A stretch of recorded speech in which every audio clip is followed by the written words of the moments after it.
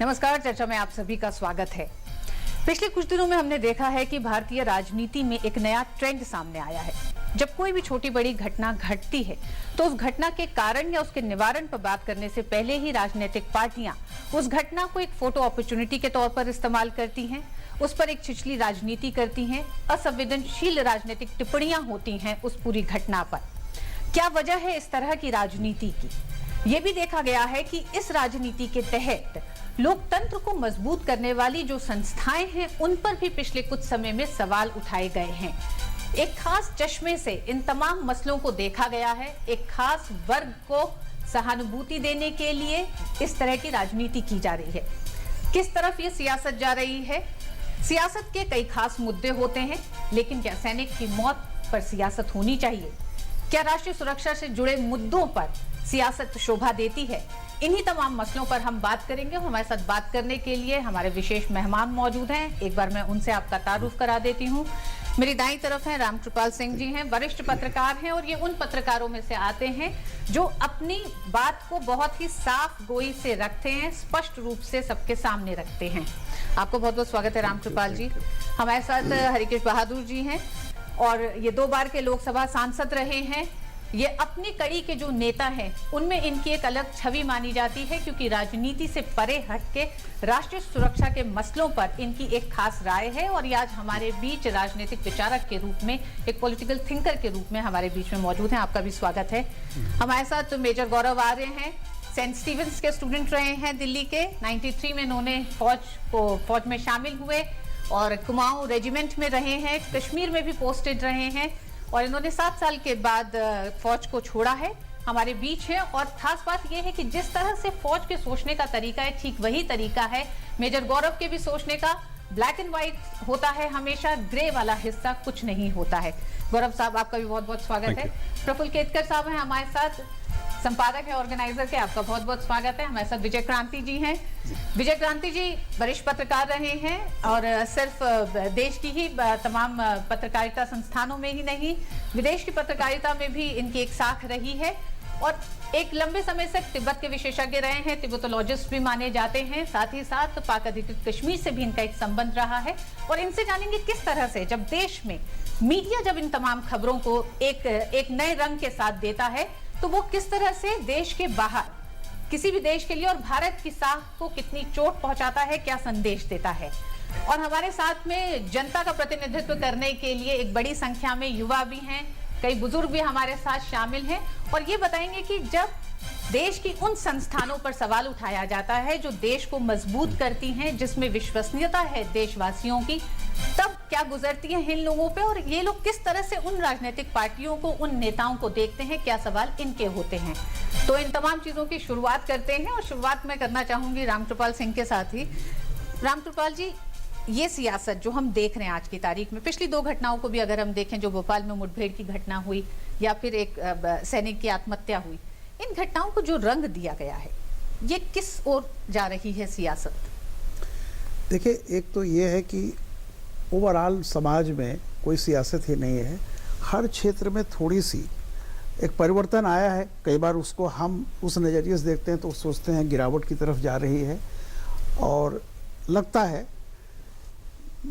तो निश्चित रूप से अभी जो दौर चल रहा है, इधर का ये दौर, और मैं अगर आपको मोटे तौर पर कहूँ तो सन 84 के बाद 2014, ये 2 ऐसे पॉइंट हैं कि इनके 2014 के बाद अचानक आप देखेंगे कि बहुत ही ज़्यादा जो चीज़ें थोड़ी थोड़ी छुप छुप के आती थी, कभी कभार आती थी, अब वो अक्सर इस तरह की चीज़ें आने लगी हैं जो कि एक तरह से समाज में जिनके बारे में कहा जाता है कभी भी उन मुद्दों को इस तरह नहीं उठाया जाता था। उसका एक रीज़न है। 400 सीटें 84-85 में राजीव गांधी को मिली थी। उसके बाद का जो दौर रहा, वो दौर ये रहा कि 2 छतरियाँ थी। एक चाहे एनडीए कह लीजिए, यूपीए कह लीजिए या कांग्रेस कह लीजिए, दक्षिण पंथ, वाम पंथ, जो भी कहिए, वाम पंथ तो नहीं, मतलब कांग्रेस के 2 छतरियों के नीचे 2 छतरियाँ आती थी, लेकिन वो इतनी शक्तिशाली होकर नहीं आती थी। किसी को 150 सीट मिली, किसी को 200 सीट मिली।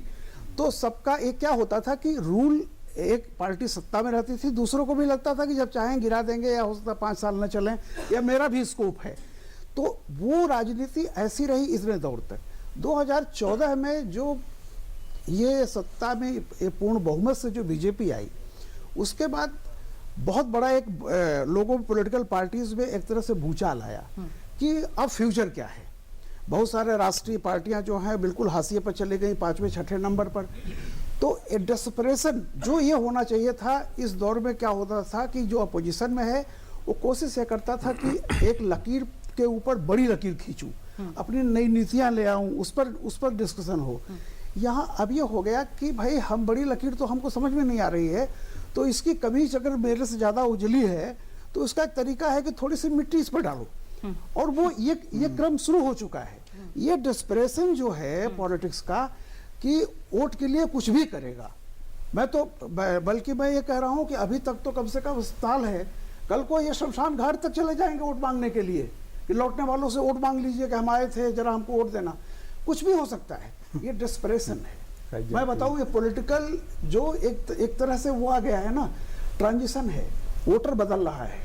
जो वोटर पहले, आप बड़ी ध्यान से आपकी बात सुनता है, पहले वो आतुर था कि नेताजी कुछ बोले, आज वो लड़का इतना इन्फॉर्म्ड है, इतना सब कुछ है, अब वो उसको अखबार पढ़ने की जरूरत नहीं है, मोबाइल पे वो देख लेता है दुनिया में, हाँ कि ठीक है इस समय हिलेरी आ गए हैं कि ये ट्रम्प आ गए हैं, उसको इतना तक का पता है, ही इज वेल इन्फॉर्म्ड। तो अब कई बार क्या है कि जो पुरानी पीढ़ी के नेता भी हैं और नई पीढ़ी के भी कुछ वो तालमेल नहीं बिठा पा रहे हैं, ये क्या हो रहा है। मैं उसको एक लाइन में अगर कह दूं कि महानगर टेलीफोन के लैंडलाइन इंस्ट्रूमेंट के जो मैकेनिक हैं वो राजनीति में अभी भी बहुत हैं, वो आईफोन को समझ नहीं पा रहे हैं, और इसलिए ये जो चीजें हो रही हैं आप उससे उम्मीद नहीं रख सकते वो करने का। तो ये ट्रांजिशन का दौर है, ये ट्रांजिशन वोटर के लेवल पर भी बहुत बड़े पैमाने पर हो रहा है। पहले वोटर दाहिना हाथ था, सलाम करता था कि बाबूजी कभी बंद हो जाऊंगा या बड़का लड़का नकल पकड़ा जाएगा छुड़ा देंगे। आज वो वोटर बायां हाथ है, वो किसी को सलाम नहीं करता है, वो उसके एस्पिरेशन अब सिर्फ जो है वो पॉलिटिकल स्टेट लेवल तक नहीं है। लखनऊ गांव का लड़का सिर्फ लखनऊ को नहीं देखता है, अब वो दुबई, संघाई और मुंबई देखता है और भी आगे जाता है। तो ये एस्पिरेशनल चेंज भी आ रहा है, तो ये समझ नहीं पा रहे हैं कि इसको कैसे क्या करूं। तो मेरे मोटे तौर पर ये आ रहा है, लेकिन ये दुर्भाग्य है जो भी घटनाएं इधर बीच में हुई हैं, वो कोई एक आम नागरिक भी, छोटा बड़ा हुई कोई भी समझ सकता है। किसी से आप पूछ लीजिए, मैं 4 दिनों से ये जो घटना है अभी हुई है जिसको लेकर के आत्महत्या वाली, मैंने जितने भी आर्मी के जो लोग रिटायर्ड उनकी मैं बात बता रहा हूँ, वो सब यही कह रहे हैं कि भाई अगर आप मेरे पक्ष में हैं तो आप चिट्ठी लिख दीजिए, सब कुछ कर दीजिए, कृपया राजनीति मत कीजिए। अगर, और उसके बाद ही पॉलिटिकल पार्टीज पॉलिटिक्स कर रही हैं। मैंने यही कहा कि किसी नेता की बात मत सुनिए, लेकिन तमाम ये लोग हैं जो किसी राजनीति में नहीं है, सारे लोग उन्हीं के ग्रीवांसेस है। इवन जो सत्याग्रह कर जो हो रहा था उसके जो चीफ है, मुखिया हैं, उन्होंने भी यही कहा है कि कृपया हमारे नाम पे पॉलिटिकल पार्टी की राजनीति करना बंद कर दें। हरिकेश जी, तुष्टीकरण की राजनीति, राजनीतिक पार्टियों के पास मुद्दों का अभाव, एक डेस्परेशन, क्या ये राजनीतिक पार्टियां ये भूल चुकी हैं कि 1947 के बाद जब तमाम उन लोकतंत्र की या देश की उन संस्थाओं पे कहीं कोई सवाल नहीं उठाया जाता था, ये एक आम सहमति राजनीतिक पार्टियों में होती थी कि वो लोकतंत्र को मजबूत करने वाली चीजें हैं, लेकिन आज क्या वो भावना भी पूरी तरह छूट गई है अपने राजनीतिक वर्चस्व महत्वाकांक्षा को सिर्फ बचाने के लिए? देखिए, जो ये प्रश्न आपने किया इसके लिए थोड़ा सा पीछे जाना पड़ेगा। 1947 का आपने नाम लिया, तो भारत की राजनीति को, चूँकि मैं भी राजनीति में हूँ इसलिए मैं आपसे कहना चाहता हूँ, जो मैंने देखा 47 से लेकर आज तक करीब करीब हर दशक में, या आप कह सकते हैं कि जब तक जवाहरलाल नेहरू इस देश के प्रधानमंत्री थे और लाल बहादुर शास्त्री प्रधानमंत्री थे, फिर उन्हीं के देहावसान के बाद इंदिरा जी प्रधानमंत्री बनी। इस दौरान कुछ देर तक आप देखेंगी कि राजनीति में जो मूल्य थे, राजनीतिक मूल्य जो थे, उनका स्तर कहीं बहुत ऊंचा था। सडनली उसमें परिवर्तन शुरू हुआ और करीब करीब 2 दशक का शुरुआती दौर अगर आप छोड़ दीजिए तो उसके बाद से राजनीतिक मूल्यों में जो परिवर्तन हुआ वो हर दशक में कहीं कहीं बदलता चला गया। अब वो भले ही किसी ने उत्थान की दृष्टि से उसको देखा हो या किया हो, लेकिन पाया ये गया कि जैसे जैसे लोगों में सत्ता के प्रति एक महत्वाकांक्षा जो होती है वो जैसे जैसे बढ़ती गई, वैसे वैसे राजनीति में विभिन्न स्तरों पर विभिन्न तरह के लोगों का जो उसमें आगमन भी हुआ, वो उसको नीचे की ही तरफ ले जाने की कोशिश की है। और लोगों ने ये देखा कि होने वाली कोई भी घटना, जो भी घटना हो, उससे कैसे हम राजनीतिक लाभ ले सकते हैं। ये चीज़ भारत की राजनीति में लगभग मैंने देखा कि हर दल के अंदर ये बात आ गई। जैसे पहले एक बात होती थी कि अगर कोई सरकार चल रही है, उसके अंदर कोई कमी है, तो अपोजिशन के लोग भी बहुत ही रचनात्मक दृष्टिकोण रख करके उस पर बात करते थे और उस सवाल को उठाते थे, ताकि सरकार गंभीरतापूर्वक उस पर विचार करके उसका रास्ता निकाले। और लोग सुझाव भी देते थे कि आप अगर ये कर रहे हैं, इससे ये इसका फॉल आउट है या रिजल्ट आ रहा है, तो आप ऐसा क्यों नहीं करते। तो कई बार ये देखा जाता था कि अपोजिशन के आए हुए सुझावों को सरकारी पार्टियां, उसके नेता तुरंत मान लेते थे और कहते थे, वहीं पर पार्लियामेंट में ही ये आश्वासन दे दिया जाता था कि नहीं, आपका ये सुझाव सही है, इस पर हम विचार करेंगे, उस पर कार्यान्वित करेंगे। और कई बार देखा गया कि उसको लोगों ने किया। लेकिन जैसे जैसे ये समय बीतता गया, मैंने कहा लगभग समझिए 2 दशक के बाद हर दशक में एक ऐसा परिवर्तन आया जो राजनीति को गलत रास्ते पर ज़्यादा मोड़ने की कोशिश किया है। और उसके लिए नेता, हमारे नेताओं में विभिन्न पार्टियों के नेता ही जिम्मेदार हैं। मैं बिल्कुल, नेताओं में भी एक मुद्दों का अभाव है। मुद्दे तो सियासत के लिए और बहुत से हैं, अगर करने मुद्दे बहुत से हैं, लेकिन जब आपको ये लगने लगता है कि सत्ता हमको किस प्रकार मिलेगी या उसके लिए हमें क्या क्या करना है, बैंक को साधना है आपको, हाँ, तो इस तरह की जब भावना आ जाती है, तो बहुत से जो वास्तविक जीवन मूल्य होते हैं या राजनीतिक मूल्य, जिनको के लेकर के गांधी जी के पूरे संघर्ष का या स्वतंत्रता संग्राम में जो बड़े बड़े नेताओं ने भाग लिया था, उनके जीवन में जो मूल्य थे, उनका असर हिंदुस्तान की राजनीति पर शुरुआती दौर में रहा और काफ़ी दिन तक रहा। लेकिन उसमें धीरे धीरे अवमूल्यन होता गया, क्षरण होता गया। क्षरण होते होते आज की स्थिति ऐसी आ गई है कि आमतौर से पूरे देश के अंदर होने वाली किसी भी घटना में विभिन्न राजनीतिक दल हमेशा इसी दृष्टिकोण से सोचते हैं कि इस घटना का कैसे हम उपयोग करें ताकि हमको फिर से हमें सत्ता मिले या हमारी सत्ता मजबूत हो। इस प्रकार की जो भावना आई है, इसने आज देश को इस हालत में ला दिया है कि लोगों ने सोचना ही बंद कर दिया कि कौन से गंभीर विषय हैं जिस पर राजनीति नहीं करना चाहिए और कौन से ऐसे विषय हैं जिस पर राजनीति करना चाहिए। सब गौड़ हो गया है। बिल्कुल मेजर गौरव, जब इस तरह की चुनौतियों से देश जूझ रहा हो, आतंकवाद एक बहुत बड़ी समस्या है, और जब सर्जिकल स्ट्राइक जैसी चीजों पर भी अगर सवाल उठाने लग जाएं, एक पुलिस प्रशासन अगर किसी मुठभेड़ को अंजाम देती है या उसका अपनी एक कार्यशैली है, उस पर अगर सवाल उठने लग जाए, तो क्या आपको लगता है कि ये उन तमाम एजेंसियों के काम करने के आड़े धीरे धीरे आने लगती हैं, उसमें उनके मनोबल पे असर पड़ने लगता है? नहीं, बिल्कुल मनोबल पे असर पड़ता है उनके। अभी एक ज़माना था जब स्मार्टफोन नहीं आए थे लोगों के पास, तो 5-5, 6-6 दिन लगते थे बॉर्डर पे चिट्ठियाँ पहुँचने में। अभी हर एक फौजी है, उसकी जेब में स्मार्टफोन है, इंटरनेट कनेक्शन है, बॉर्डर तक जा चुका है। तो जो भी यहाँ पे न्यूज़ स्टूडियोज़ में या कहीं भी कोई भी पॉलिटिकल पार्टी का लीडर, नेता कोई बयान देता है तो वो 1 मिनट के अंदर उसके पास पहुँच जाता है। सर्जिकल स्ट्राइक्स ले लीजिए। सर्जिकल स्ट्राइक्स क्यों हुई? क्योंकि पाकिस्तान लगातार 1947 से लेकर आज तक एक जंग का माहौल बना रखा है पाकिस्तान ने, और हमारे ऊपर हमले करता रहता है। 1947 में करा, 1965 में करा, 71 में करा, कारगिल में जंग हुई, उसके बाद 1993 में जो बॉम्बे के ब्लास्ट हुए उसमें कई लोग मरे, उसके बाद 26/11 का वाक़या, और ऐसे कई एग्जाम्पल्स हैं, कई उदाहरण हैं। अब जो वहाँ पे फौजी है बॉर्डर पे, कोई भी वर्दीधारी है जो देश की रक्षा में लगा हुआ है, देखिए उसका काम थोड़ा सा अलग है और हमें उसका काम समझना पड़ेगा। मैं 1 मिनट लेके काम समझा देता हूँ। हम लोग जाते हैं, हमारा काम ज़्यादातर बॉर्डर पे रात का होता है, दिन का नहीं होता। दिन में आराम करते हैं, रात को निकलते हैं हम लोग। हमें ये नहीं पता कि सुबह वापस आएंगे नहीं आएंगे। मीडिया वाले भी इतना नहीं बताते, क्योंकि मीडिया को उतना ही पता लगता है जितना खबर दी जाती है। पर मैं आपको यहाँ पे इस मंच पे बता दूं कि ऐसा शायद ही कोई दिन जाता हो जब कोई हिंदुस्तानी फौजी या सैनिक शहीद ना होता हो। ऐसे माहौल पे जो लड़ रहा है वहाँ पे फौजी, उसको ये पता लगाया जाए, उसको ये पता लगे अपने स्मार्टफोन से न्यूज़ देख के कि ये नेता हैं, आपस में झगड़ रहे हैं और सर्जिकल स्ट्राइक्स के ऊपर ये लोग बहस कर रहे हैं, हुई कि नहीं हुई। अब कई नेताओं ने ये बोल दिया कि सर्जिकल स्ट्राइक्स हुई नहीं। अब ये इन सब चीज़ों का एडवर्टाइजमेंट नहीं होता है। जो सर्जिकल स्ट्राइक्स होती हैं वो तो टॉप सीक्रेट चीज़ें होती हैं। अब कोई कहता है साहब इसका वीडियो क्यों नहीं जारी कर रहे? अब मैं आपको बताता हूँ वीडियो क्यों नहीं जारी कर रहे। वीडियो इसलिए जारी नहीं कर रहे क्योंकि अगर पाकिस्तानी वीडियो देख लेगा और अगली बार हम सर्जिकल स्ट्राइक्स करेंगे तो भगवान न करे हमारे लड़के वापस नहीं आ पाएंगे, क्योंकि पाकिस्तान को सब कुछ पता लग जाएगा कि हम लोग कार्रवाई करते कैसे हैं। मेजर गौरव, सवाल ये भी नहीं है वीडियो जारी करने या नहीं करने का, प्रफुल्ल केतकर जी, सवाल ये है कि आखिर आप किस अथॉरिटी से और जो देश के पूरी व्यवस्था को जो संस्थाएं चला रही हैं उस पर आप सवाल कैसे कर सकते हैं? देखिए, लोकतंत्र में सवाल करना ये अधिकार होता है, फ्रीडम ऑफ स्पीच सबके लिए है, कॉन्स्टिट्यूशन ने दिया हुआ है, उसका उपयोग भी करना चाहिए, लेकिन वो किस लिए करना है, उसकी सीमाएं क्या है? सीमा क्या है? हमारे संविधान ने उसकी सीमाएं बहुत स्पष्ट की है, हम बहुत बार वो भूल जाते हैं। और उसका कारण क्या है? भाई साहब ने जैसे मुद्दा उठाया कि राजनीति है क्या, राजनीति की मैं जो समझता हूं एक पत्रकार के नाते, एक अभ्यासक के नाते, तो मैं मानता हूं कि राजनीति एक ऐसा पुल है जो अपने व्यक्तिगत स्वार्थ और समाज के परमार्थ को जोड़ने का एक पुल है।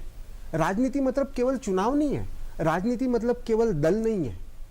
दिक्कत यह है कि हमारी, और जो संदर्भ आया इतिहास का, मैं एग्जैक्ट उसका टर्निंग पॉइंट बता सकता हूं। आज सर्जिकल स्ट्राइक की चर्चा होते हुए कुछ पार्टियां सवाल उठा रही है, 1971 का 1972 का जो चुनाव बांग्लादेश वॉर के बाद एडवांस किया गया, उस समय कांग्रेस के अंदर की जो स्थिति थी वो भारत की राजनीति में एक बहुत बड़ा टर्निंग पॉइंट था, क्योंकि वहां से राजनीतिक कारणों से ऐसे मुद्दों का उपयोग करने की प्रक्रिया शुरू हुई। राजनीतिक दल के संगठनात्मक आधार को, जो ऑर्गेनाइजेशनल स्ट्रक्चर था, उसको निग्लेक्ट करके व्यक्ति केंद्रित स्ट्रक्चर खड़ा करने की प्रक्रिया शुरू हुई। पॉलिटिकल पार्टीज में एक जो जिसको कह सकते हैं फ्रैगमेंटेशनिस्ट अप्रोच, एक खंडित दृष्टिकोण आ गया, और इसीलिए हम पूरे देश का विचार न करते हुए छोटे छोटे मुद्दों पर छोटे छोटे वोट बैंक्स के आधार पर राजनीति करना शुरू कर दिया।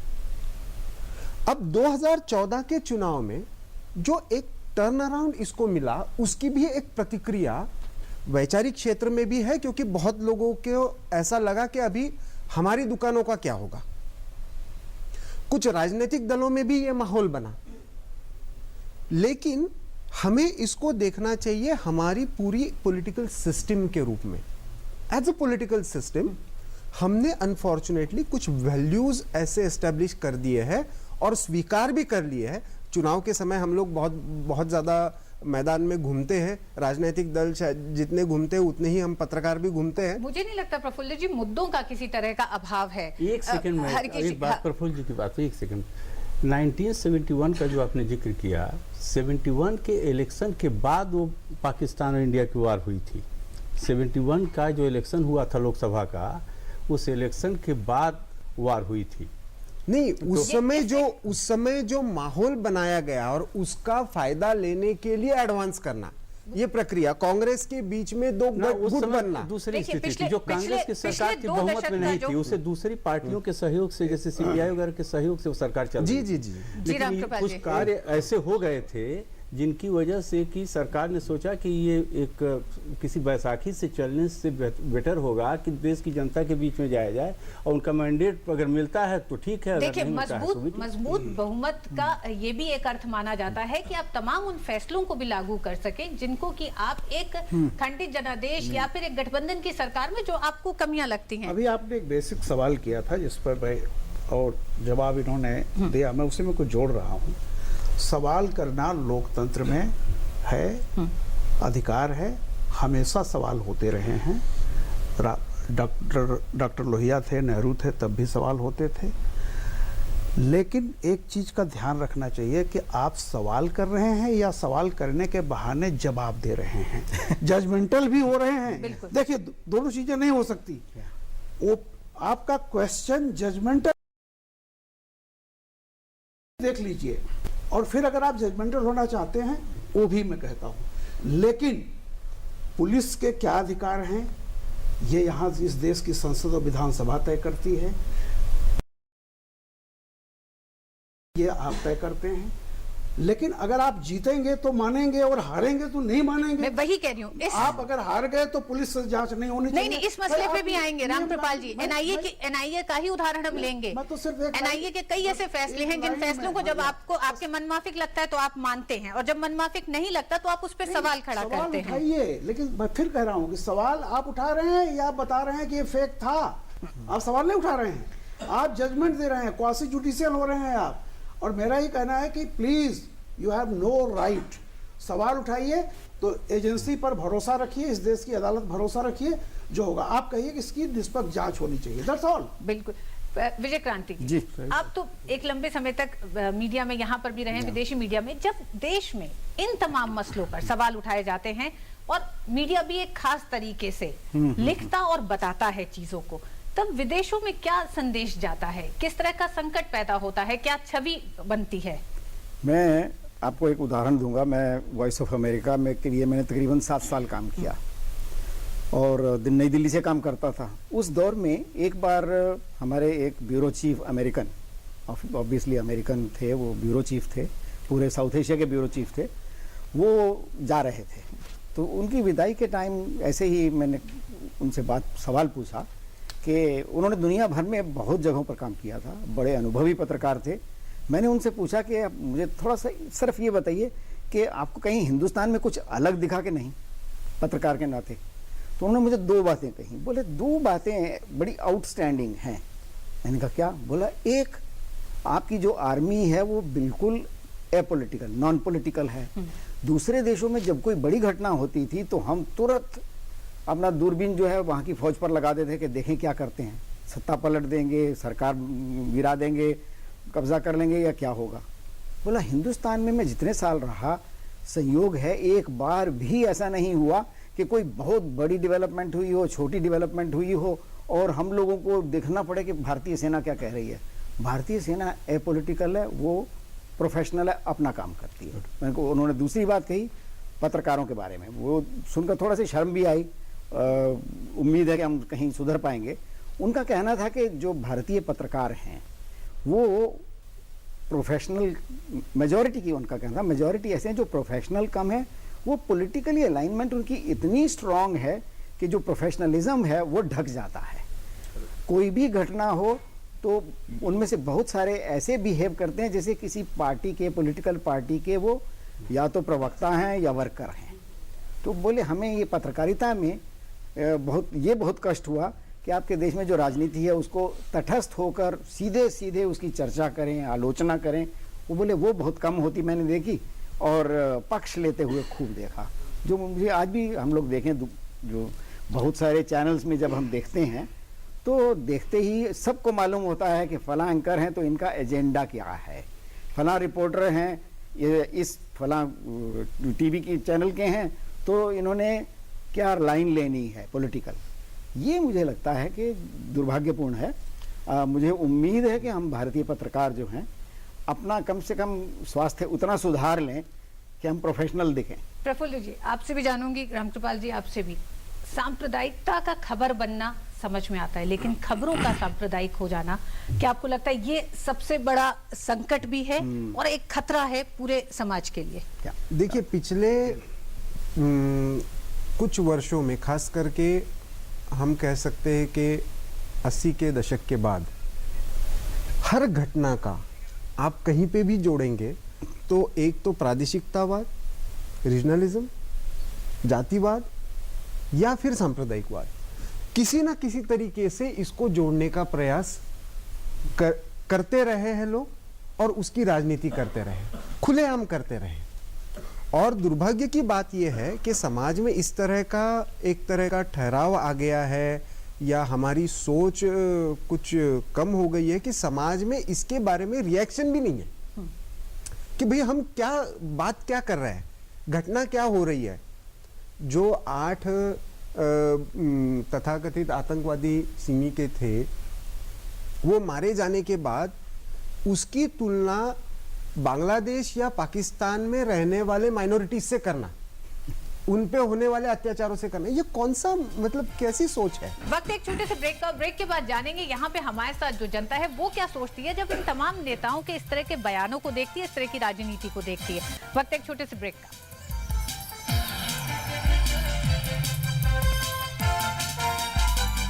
प्रकाश सूर्या, जीवन भर साथ का वादा, दमदार मजबूती की मिसाल। प्रकाश सूर्या GI पाइप्स, चले सालों साल। अब ना होगा KYC का झंझट और ना मार्जिन पेमेंट का।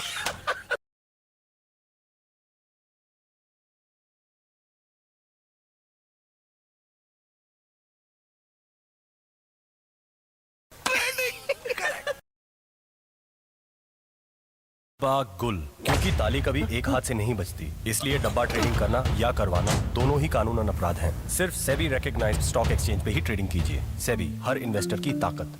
बचपन से ही मुझे पता था I was a born leader, और इस बात का एहसास दिलाया मेरी पहली जॉब ने। वो सब सिखाया जो कोई और नौकरी नहीं सिखा सकती। Man management, time management, crisis management, सब कुछ। पहले ही दिन से मैं टीम को लीड कर रहा था, और जितने साल मैंने बिताए उससे कई ज्यादा एक्सपीरियंस मिला मुझे। और सबसे अच्छी बात, my first job made my second career possible. हम है भारत के सबसे एक्साइटिंग वर्कप्लेस और हम दे रहे हैं आपको एक ऑफर। भारतीय सेना, आम नहीं ये जिंदगी। अब मैं अपने लाइफ की सबसे बड़ी मूवमेंट लीड करने जा रहा हूँ, जो इंडिया के लिए बहुत जरूरी है। आपको खड़ा होना पड़ेगा मेरे साथ टीम स्वच्छ भारत मिशन का हिस्सा बनकर, और हम सब मिलकर एक ऐसा इंडिया बनाएंगे जहाँ हर कोई टॉयलेट यूज करता हो, क्योंकि जब सब टॉयलेट यूज करेंगे तो सब प्रोग्रेस करेंगे।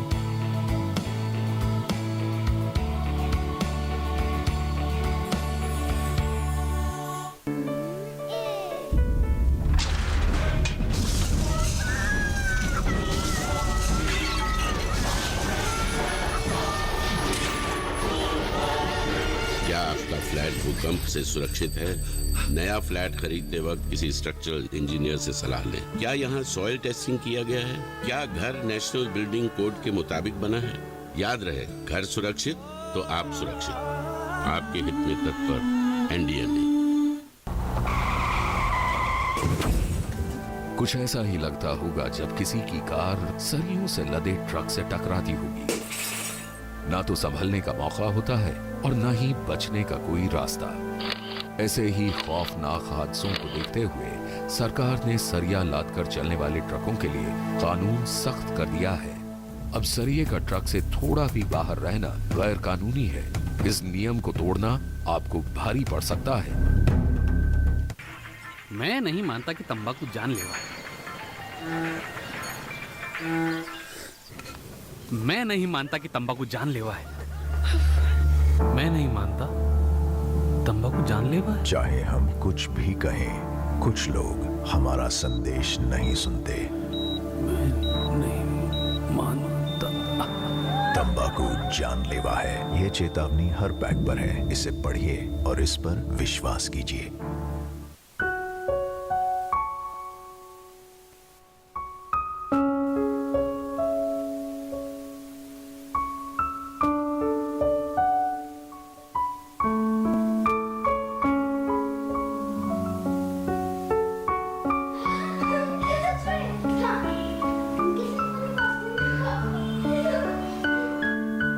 अगर कोई बच्चा आपके यहाँ काम कर रहा है तो आप भी अपराधी हैं।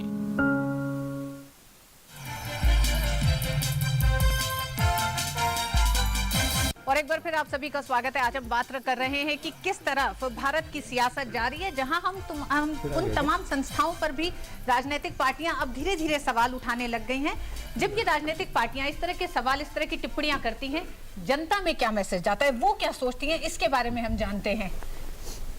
इनके बारे में गलत मैसेज जाता है। जो देश हित में हो उनके ऊपर टीका टिप्पणी नहीं होनी चाहिए। जब तक ये होता रहेगा देश रसातल में चला जाएगा, और जब तक अपना स्वार्थ है रसातल में जाएगा। अपने देश की सोचो, फिर अपने बाद की सोचो। सॉरी, ये बहुत दुर्भाग्यपूर्ण बात है कि चंद स्वार्थिक राजनीति के लिए लोग अपनी अपनी रोटियां सेक रहे हैं, और उसके सेनाओं के मनोबल के बारे में, पुलिस के मनोबल के बारे में ना सोच करके मात्र अपनी राजनीति हल करने के लिए ऐसे काम कर रहे हैं। हरिकेश जी, जब जनता ये देख ही रही है, हमारे पास भी जो दो लोग जिन लोगों ने बात रखी उन्होंने भी ये कहा कि उनको समझ में आता है कि जब आप सेना पे सवाल उठाएंगे, उन व्यवस्थाओं पे सवाल उठाएंगे, तो उनका भी मोह भंग होता है उन नेताओं से, उन राजनीतिक पार्टियों से। फिर आखिर वो क्या मजबूरी है? नहीं, ये बात आप ठीक कह रही हैं, जनता सब देख रही है और जनता समझ भी रही है। ये बात नेताओं को भी समझना चाहिए, लेकिन केवल एक ही बात है कि अगर कहीं भी कोई भी घटना होती है और सरकार चाहे किसी की भी हो, घटनाएं जो होती हैं वो उनका एक संदर्भ लिया जाना चाहिए सबके द्वारा, उसको समझने की कोशिश करनी चाहिए और उस पर हम क्या ऐसा पॉजिटिव कर सकते हैं जिससे कि उस अगर कोई समस्या है तो हल हो जाए और साथ ही उसका कोई एक विवेक सम्मत और तर्कसंगत कोई फैसला सामने आए, निर्णय सामने आए, ताकि देश का समाज का भला हो। ये बात हमेशा दृष्टि में रख करके ही सबको अपना काम करना चाहिए। एक आइडियल कंडीशन है, लेकिन जैसा कि मैंने आपसे पहले ही कहा कि आम तौर से अब देश की राजनीति में जो व्यवस्था में तमाम तरह के परिवर्तन आए हैं और बहुत से ऐसे लोग जो मूल रूप से गैर राजनीतिक रहे और वो राजनीति में किसी वजह से आए, किन्हीं कारण से, चाहे उसके आकर्षण की वजह से आए या सत्ता की लिप्सा से आए या धन कमाने के लिए आए। पहले आज के हम तो 45 साल से राजनीति में हैं, मैंने देखा कि शुरू में लोग राजनीति करने क्यों आते थे, उनके अंदर इच्छा होती थी समाज की सेवा करने, देश की सेवा करने के लिए। लेकिन आज के जिस तरह के बयान दे रहे हैं वो लोगों के दिमाग से सवाल यह है कि बाद में राजनीति का पूरा का पूरा जो है उसका एक जो संदर्भ ही बदल गया है। एक सवाल ये भी है कि एक गणतंत्र में, लोकतंत्र में क्या वोट बैंक की राजनीति एक अनिवार्य हिस्सा नहीं है? क्योंकि राजनीति में, डेमोक्रेसी में हर पार्टी का, हर कैंडिडेट का मकसद होता है इलेक्शन जीत के पावर में आना, और वो इलेक्शन जो है वो वोट पे आधारित होता है।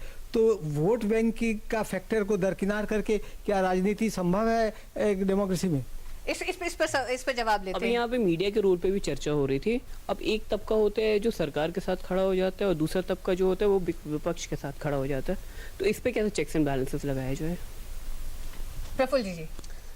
देखिए, इन्होंने जो मुद्दा उठाया बहुत महत्वपूर्ण है। क्या वोट बैंक की राजनीति लोकतंत्र में क्या उसका एक इंटीग्रल पार्ट है? कुछ हद तक यस, क्योंकि वोट मांगेंगे तो डिवीजन होगा, लेकिन उस डिवीजन को कहां तक लेकर जाना है?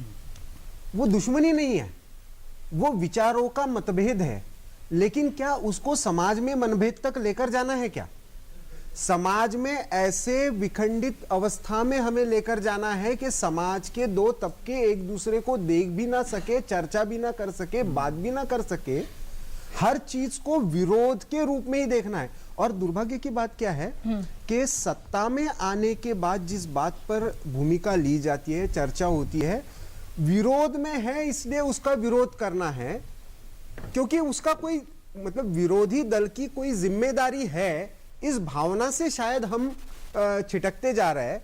और क्योंकि लोकतंत्र में कहा जाता है people gets government they deserve, तो कुछ हद तक हम लोगों की भी ये जिम्मेदारी है, as a common man also. हम लोग बहुत बार खंडित होकर सोचने लगे हैं, इसलिए हमारे नेता भी शायद उसका फायदा उठाने लगे।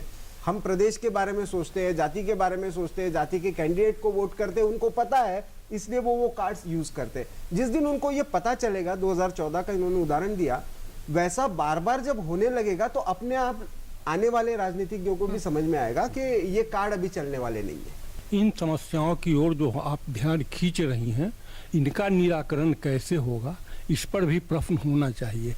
आज जो समाज में विषमता फैली हुई है, लोगों में जातिवाद, धार्मिक उन्माद इतना ज़्यादा फैल गया है, और सब वोट की राजनीति के चलते हैं। जब तक कि वोट की राजनीति चलती रहेगी और इनका निराकरण नहीं होगा, तब तक समस्या का समाधान नहीं।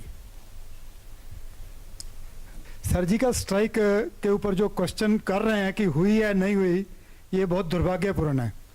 लेकिन ये क्वेश्चन जो हो रहे हैं, इसकी उत्पत्ति कहाँ से हुई? कुछ पॉलिटिकल पार्टीज अगर जो उसका पॉलिटिकल गेन लेने के लिए चर्चा करते हैं, तो क्या वो अपॉर्चुनिटी नहीं दे रहे दूसरी पार्टीज को कि वो इसके बारे में चर्चा करें? क्या वो उनको प्रोवोक नहीं कर रहे? क्या मतलब इसका मतलब उस राजनीतिक पार्टी को भी पहले ये चर्चा नहीं करना चाहिए, ये फोर्सेस तक ही रहना चाहिए, ना कि एक पॉलिटिक्स में आना चाहिए। देखिए ये सवाल गौरव इन्होंने फिर करा कि उन तमाम संस्थाओं पे ये सवाल कैसे कर सकते हैं। देखिए बात यह है कि जैसा सब लोग पैनलिस्ट ने बोला कि ये सवाल करना अब हम लोगों की फितरत में आ गया है। कोई क्रेडिट लेगा, ये बात तय है।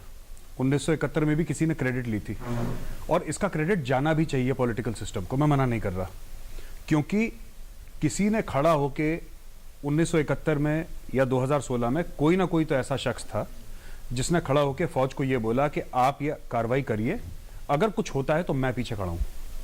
तो ये बहुत बड़ी बात है, पहली चीज हमें माननी पड़ेगी।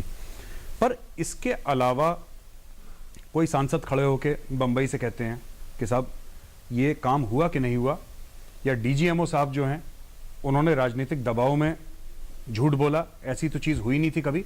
ये सब बड़ा दुर्भाग्यपूर्ण है, इससे फौज का मनोबल टूटता है, पहली बात। दूसरी चीज, एक और खास चीज करते चलूं कि जैसा अभी साहब ने बताया था कि वो जो अमेरिकन गए थे, वॉइस ऑफ अमेरिका, उन्होंने बोला था कि आर्मी एपॉलिटिकल है। बिल्कुल एपॉलिटिकल है। इसका यही कारण है कि फौज हर समय इन चीजों से दूर रही है। हमारा कोई लेना देना नहीं है किसी भी पार्टी से, हमारा काम अलग किस्म का है। प्रफुल्ल जी, ये जो प्रवृत्ति है जिसकी बात उन्होंने भी की कि पॉलिटिकल पार्टीज कैसे सवाल उठाती, थोड़ा सा पीछे चलते हैं। बाटला हाउस का एनकाउंटर जिस समय हुआ था, उसके बाद जिस तरह से एक ही पार्टी के दो मंत्री अलग अलग दो मंच पे दो अलग वक्तव्य, गृह मंत्री का कहना बाटला हाउस का एनकाउंटर सही है, एक मंत्री का उसका राजनीतिक फायदा उठाने के लिए एक रैली से ये कहना कि सोनिया गांधी के आंख में आंसू आ गया, और इस तरह की तमाम बातें। और सिर्फ यही नहीं, एनआईए ने जिस समय मालेगांव के संदिग्धों को छोड़ा उस समय कोई सवाल नहीं उठा। एनआईए ने अब हाल में जब प्रज्ञा ठाकुर को छोड़ा तब फिर सवाल उठे। तो ये जो दोहरे मापदंड जो तमाम संस्थाओं पे उठाए जा रहे हैं, क्या ये लगातार धीरे धीरे उन सीमाओं को अब पार करता जा रहा है? देखिए, हमें बहुत बार राजनीतिक सोच होती है, या शायद हमारी समाज की भी, हम बहुत मोमेंटरी सोचने लगे हैं, तात्कालिक सोचते हैं। और वो उसका तात्कालिक लाभ भी शायद मिल जाता होगा, थोड़ी बहुत वोट बैंक की राजनीति भी हो जाती होगी, लेकिन उसके दूरगामी जब परिणाम दिखते हैं तब ये समझ में आता है कि हमने हमारी व्यवस्थाओं को, हमारी संस्थाओं को क्या कर दिया। हम एक तरफ आर्म फोर्सेस पर सवाल उठा रहे हैं, एनआईए जैसी इन्वेस्टिगेशन एजेंसी पर सवाल उठा रहे हैं, सीबीआई को तो कितनी बार आरोपित किया गया कि राजनीतिक कारणों के दुरुपयोग होता है। तो न्याय व्यवस्था को तक नहीं छोड़ रहे हैं लोग चर्चा में लाने के लिए।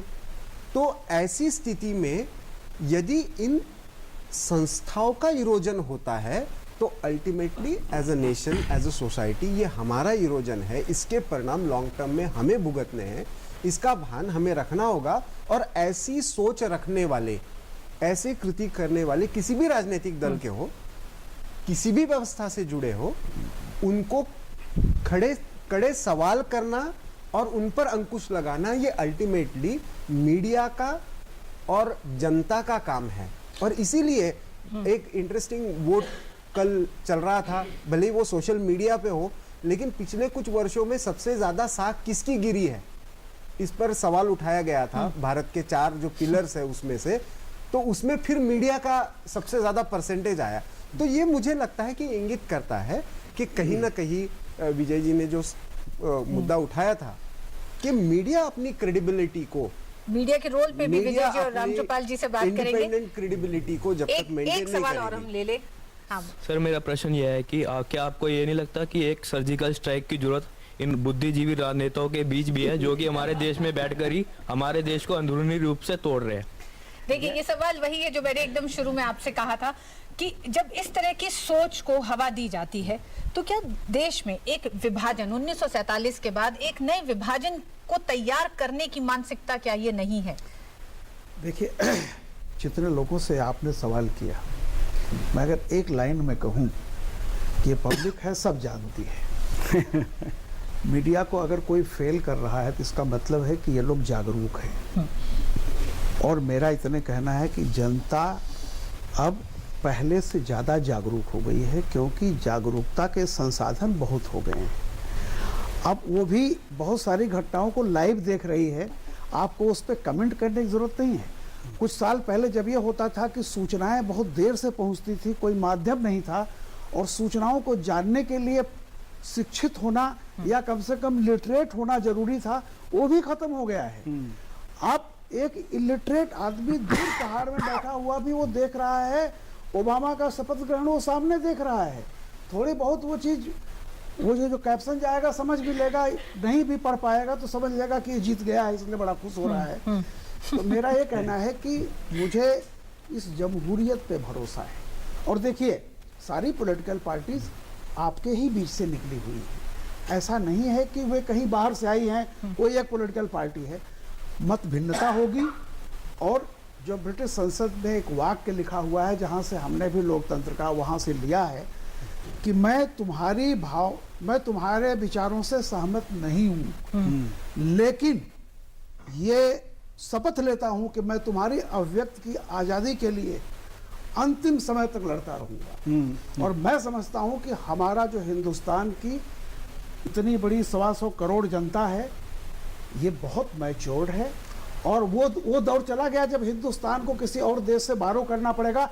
आज मैं बता दूं आपको, न्यूयॉर्क टाइम्स का एडिटर आकर के, वो यहाँ का एशिया एडिटर मुझसे 3 घंटे पूछा कि हाउ आपके यहाँ अखबार अभी कैसे सरवाइव कर रहे हैं, हमारे यहाँ तो बंद हो रहे हैं।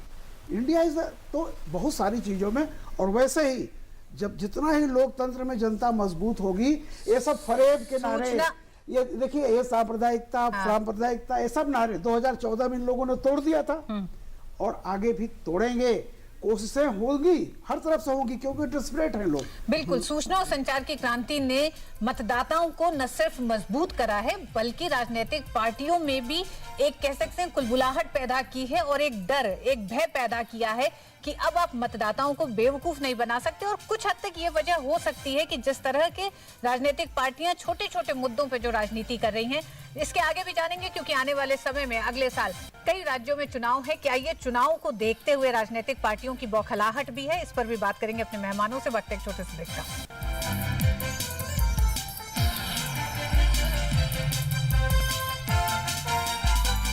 रोशनी का सिर्फ एक ही नाम, सूर्य LED, खर्चा कम, चले ज्यादा, घर घर रोशनी का वादा। सूर्य।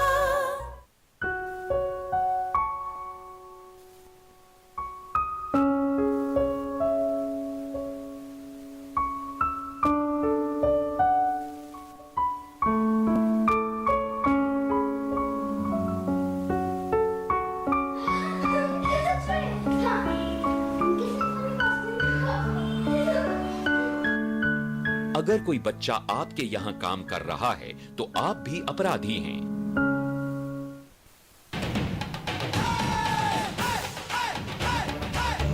मकान बनाते समय लापरवाही भूकंप में महंगी पड़ सकती है। भूकंप से ईंट या पत्थर की चुनाई वाले मकान में दरारें न आए, इसलिए आप लिंटल और प्लिंथ लेवल पर और जोन 5 के मकान में सिल लेवल पर भी भूकंप पट्टियां लगवाएं। हर कोने और जोड़ पर खड़े सरिये लगवाएं। घर सुरक्षित तो आप सुरक्षित। आपके हित में तत्पर NDMA। मैं ये नहीं पूछूंगा कि आप शौच के लिए कहाँ गए। मैं ये भी नहीं पूछूंगा कि अगर आप खुले में शौच के लिए गए तो क्या आपने अपने बच्चे की जान को खतरे में डाला? क्या आपके गांव की बच्चियों को खुले में शौच करते हुए किसी ने बुरी नजर से देखा? आप खुद समझदार हैं, सक्षम हैं। आप ये तो जानते ही होंगे कि हमारे देश में 70,000 से ज्यादा गांवों के लोगों ने खुले में शौच की प्रथा को खत्म कर दिया है। गांव के बच्चे, महिला, पुरुष सब इस लक्ष्य में जुटे। निगरानी समितियां बनी जिन्होंने खुले में शौच कर रहे लोगों को समझाया, शौचालय बनाया, उनका इस्तेमाल करना सिखाया। क्या आपका गांव भी बनेगा खुले में शौच से मुक्त? आइए स्वच्छ भारत अभियान से जुड़िए। अब नहीं तो कब?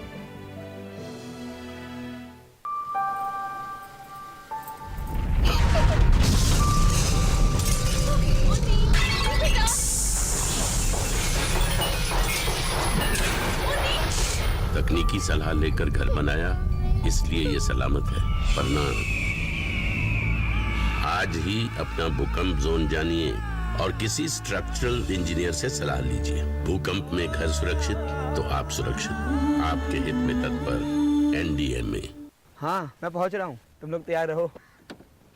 दिल चाहता है हम ना रहे कभी यारों के बिन। यार आगे हम लोग बैठते हैं और सीट बेल्ट तुम लोग आते हो। क्यों, पीछे बैठने वालों की जान की कीमत नहीं होती क्या? एक्सीडेंट में कार की पिछली सीट पर बैठे लोगों को भी जानलेवा चोट लग सकती है। सीट बेल्ट टक्कर के प्रभाव को 80% तक कम करती है। साथ साथ अब मैं अपने लाइफ की सबसे बड़ी मूवमेंट लीड करने जा रहा हूं, जो इंडिया के लिए बहुत जरूरी है। आपको खड़ा होना पड़ेगा मेरे साथ, टीम स्वच्छ भारत मिशन का हिस्सा बनकर, और हम सब मिलकर एक ऐसा इंडिया बनाएंगे जहां हर करेंगे तो सब प्रोग्रेस करेंगे।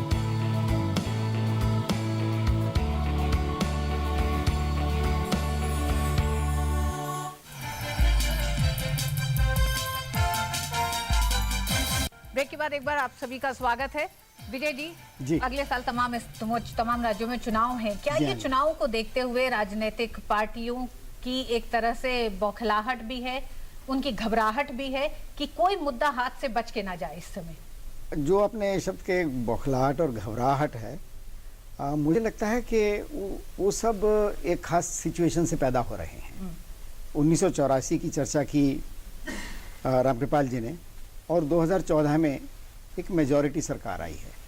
ये दो मौके थे जब प्रधानमंत्रियों ने अपने बूते पर जो फैसले करने थे जमकर किए, और मौजूदा प्रधानमंत्री कर रहे हैं। अभी जो राजनीति में जो सबसे बड़ा संकट आ रहा है कि 2.5 साल होने आ रहे हैं सरकार के, अभी तक जो विपक्ष है वो एक मुद्दा भी ऐसा आइडेंटिफाई नहीं कर पाया है कि जिस पर वो मोदी सरकार को सीधी टक्कर दे सके। तो उस बौखलाहट में कुछ ऐसी बातें हो रही हैं जो मुझे लगता है ये लोग खुद भी बाद में कभी रिग्रेट करें, अपनी किसी वजह से, ठीक या गलत कारण से। अब उसकी राजनीति उसके शमशान तक हो रही है, उसको जलाने के लिए ब्रेक लगाया जा रहा है। रुक जाओ, अभी वो केजरीवाल जी आने वाले हैं, क्योंकि उन्होंने वहाँ से अनाउंस कर दिया कि 1 करोड़ रुपए दूंगा, ये शहीद हैं। अब केजरीवाल जी की ही मीटिंग में उनके सामने खड़े खड़े एक किसान ने आत्महत्या कर ली थी।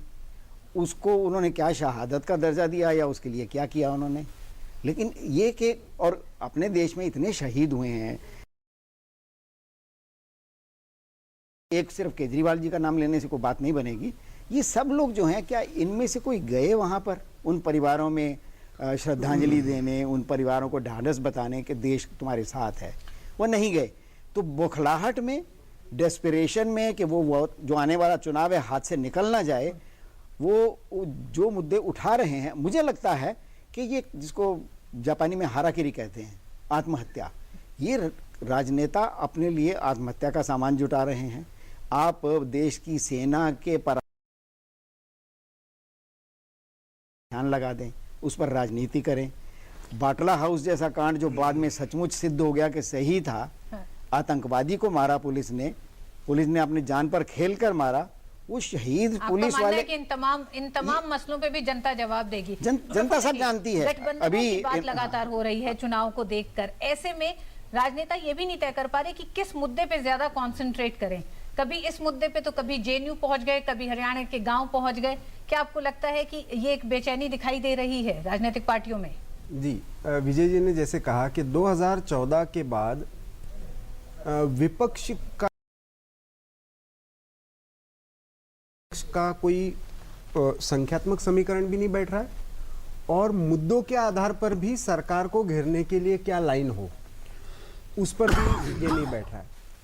लेकिन इससे भी बड़ा मुद्दा जिससे आपने चर्चा की शुरुआत की, मुझे लगता है कि ये हमारे हर 6 महीने बाद, साल भर बाद चलने वाले चुनाव की जो प्रक्रिया है, वो प्रक्रिया मुझे लगता है इसमें बहुत ज्यादा खाद डालने का काम करती है। डिबेट चला दो, अवार्ड वापसी करा दो, फिर जेएनयू पर ही चर्चा करते रहो। अब धीरे धीरे राज्य के एक साथ चुनाव एक बार में हो जाए फिर तो गो हत्या पर चलता रहेगा, फिर और किसी कोई मुद्दा निकालेगा, उस मुद्दे को कोई सांप्रदायिक रंग देगा, कोई जाति का रंग देगा, कोई प्रादेशिक रंग देगा। जो जेन्युइन मुद्दे हैं, जो सीधे समाज से जुड़े हुए मुद्दे हैं, उस पर राजनीति करने के लिए आपको जमीन पर रहना पड़ता है, जमीन पर रह के काम करना पड़ता है। वो आज ताकत लगाने की मानसिकता भी नहीं है और शायद मुद्दों पर उनको लगता है कि ट्विटर पर रह के ही सारी राजनीति हो सकती है, फेसबुक पर ही राजनीति, सारी स्टूडियो में ही राजनीति होती है। तो इसी से सारा कुछ जनता का एक मत बनाने का काम, उनको लुभाने का काम सारा इन्हीं माध्यमों से करने का प्रयास राजनीतिक दल कर गौरव, रहा है। जनता का एक बड़ा हिस्सा उन सैनिकों के परिवार भी हैं जो सैनिक सरहद पे हैं। जब सैनिकों के परिवार इस तरह की बातों को सुनते हैं और जब चुनाव नजदीक आता है तो वो भी तय करते होंगे, उनका भी एक ओपिनियन है, वो किस तरह के अपनी है समाज में। देखिए, जहाँ तक मैंने बात करी है, जो सर्विसमैन के परिवार होते हैं, क्योंकि सर्विसमैन कोई कश्मीर में है, कोई लद्दाख में है, अलग अलग जगह, वो वोट दे पाते होंगे, अगर छुट्टी पे होंगे, नहीं होते तो नहीं दे पाते बेचारे। लेकिन उनके परिवार जो मुद्दा तय करते हैं, काफ़ी हद तक मैंने देखा है जो लोकल मुद्दे हैं, बिजली, पानी, सड़क के, बच्चों के एजुकेशन के, उनके वो मुद्दे रहते हैं। मैंने करीब 100 परिवारों से बात करी होगी।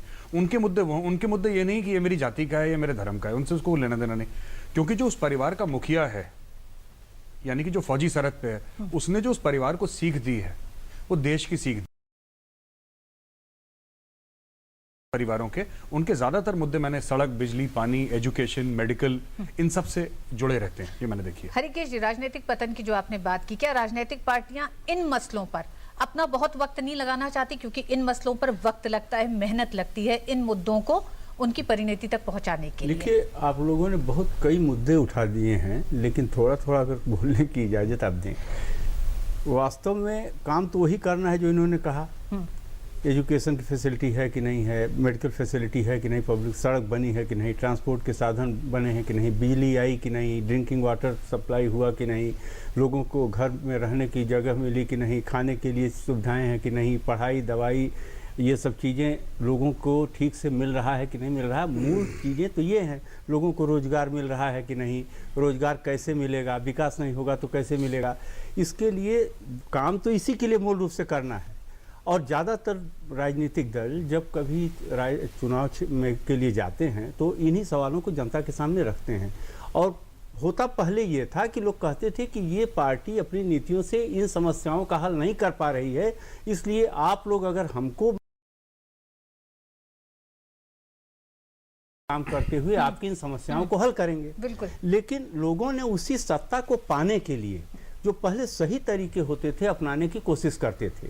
वो जो गिरावट की प्रक्रिया शुरू हुई, अब वो इस तरह से, देखिए, जब आज़ादी की लड़ाई में, अब ये सवाल है, बहुत इंपॉर्टेंट बात कहने जा रहा हूँ। देखिए, जाति का, धर्म का, भाषा का, क्षेत्र का, रंग का, बहुत सारी चीज़ों का कहा गया था कि इन सब को छोड़ करके सारे देश के लोगों को अपना एक समझो और एक समझ करके सबके लिए। ये चीज़ बहुत दिन तक चलती रही और लोगों ने कभी भी, लोगों में बंटवारा नहीं आसानी से हो पाया। बहुत सारी फोर्सेज थी जो काम कर रही थी कि जातिवाद के नाम पर समाज को बांट दिया जाए, सांप्रदायिकता पर बांट दिया जाए, भाषावाद पर बांट दिया जाए, लैंग्वेज का सवाल, क्षेत्रवाद पर। लेकिन जनता ने इस बात को नहीं स्वीकार किया क्योंकि नेतृत्व ऐसा था। उसको और ज्यादा पुख्ता किया 2014 के चुनाव के बाद। 14 में बताइए, मैं आपको बता रहा हूँ, हिंदुस्तान जब आज़ाद हुआ उसके बाद किन मूल्यों को लेकर आज़ाद हुआ और कैसे चला। और बाद में यही सारी चीज़ें जिनको कि नकारात्मक दृष्टि से काम किया गया था कि इसको हटाना चाहिए समाज से, बाद में धीरे धीरे लोगों ने देखा कि इसी के माध्यम से सत्ता हासिल हो सकती है। इसलिए हम आपको बताने जा रहे हैं आखिरी बात, 4C का एक सिद्धांत, casteism, communalism, corruption and crime. ये 4 हथियार ऐसे इस्तेमाल किए गए पिछले कुछ दशकों में कि पूरी राजनीति इसी के चंगुल में आ गई है। और आज इससे छुड़ा पाना बड़ा मुश्किल काम हो गया है, क्योंकि पूरे समाज का ऐसा माहौल बनाया गया कि समाज का ही एक तरह से समाज में बड़ी गिरावट आई। और इसी समाज से नेता भी बनते हैं, पत्रकार भी बनते हैं, जज भी बनते हैं, अफसर भी बनते हैं। इसलिए सारे क्षेत्रों में गिरावट आपको देखने को मिलेगी। अभी आपने कहा भी, अब इस पर ज्यादा बात की है। क्या ये दिख रहा है कि 2014 के चुनाव के बाद जो सरकार रही है उसने कहीं ना कहीं विपक्ष को भी मुद्दावहीन बना के रख दिया है?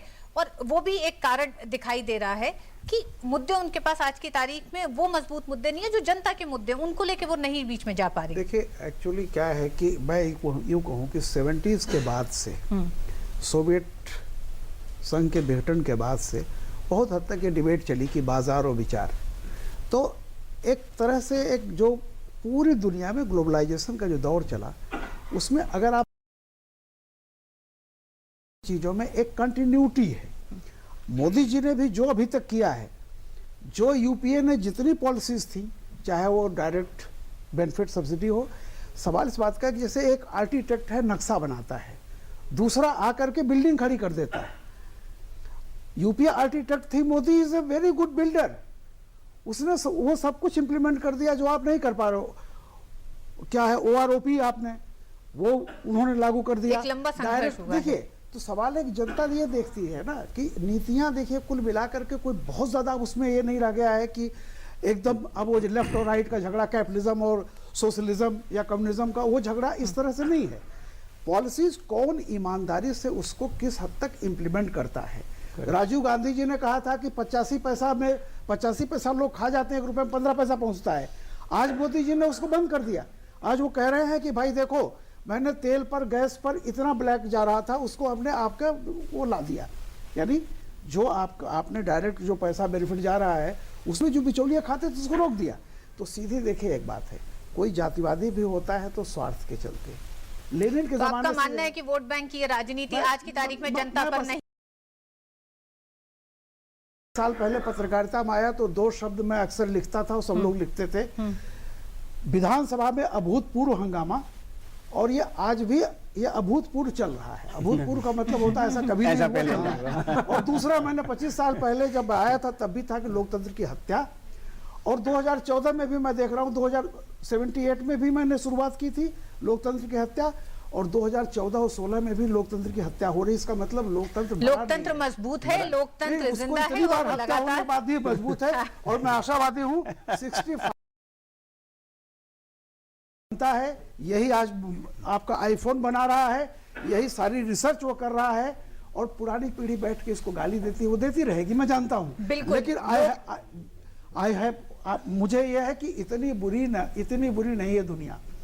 दे are hope and they will come up, and ये हमको जनता पर पूरा भरोसा है।